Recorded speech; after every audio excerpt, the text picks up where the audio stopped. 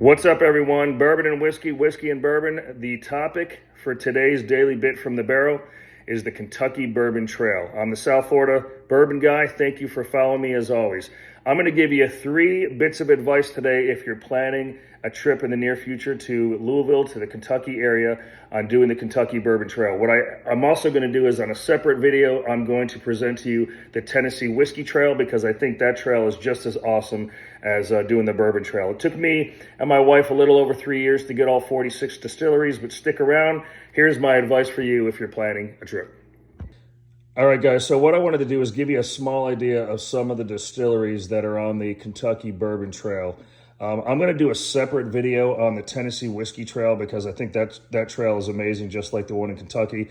There's also something called the Beeline, which is northern Kentucky, and I've actually got a bottle in this photo, and I'll get to it here in a moment. But to give you an idea, some of the distilleries: Bulleit Bourbon, obviously with this first one here, Woodford Reserve, Four Roses, Angel's Envy, Michter's, Buffalo Trace, you can see it in the back, Willett, Preservation, like a little mom and pop craft distillery, Jim Beam, the Knob Creek there.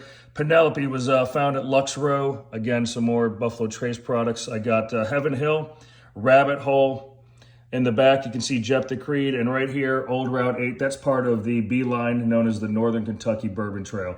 So there's a handful, again, just a handful of distilleries that are out there, and that'll give you an idea of what you're looking at if some of these are your favorite bottles like they are with mine.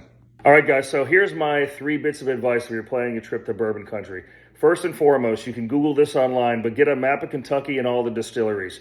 Pick the distilleries that are closest to each other. That way you can knock out several in one day. For example, Heaven Hill, Willett, Wild Turkey, they're all within a couple of miles of each other. You can knock all 3 of those distilleries out and still have plenty of time, if you plan it right, to visit all of them and have a good time.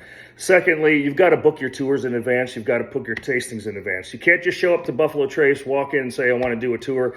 These guys book out 2 to 3 months in advance, so get online. Most of them are free tours, but you do have to book it. Last but not least, probably the most important one, is you have to be organized. Shout out to my wife, Cassandra, because without her organizational skills, none of our trips would have been successful.